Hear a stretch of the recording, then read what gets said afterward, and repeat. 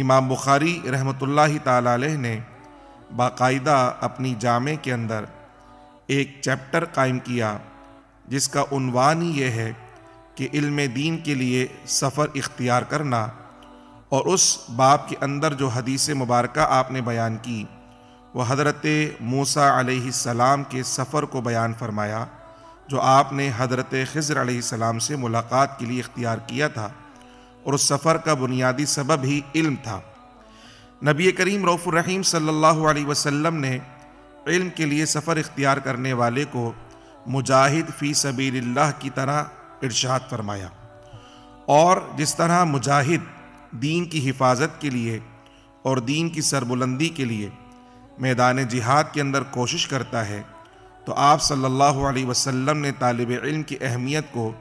اس مجاہد کے برابر اس لیے ارشاد فرمایا کہ یہ طالب علم بھی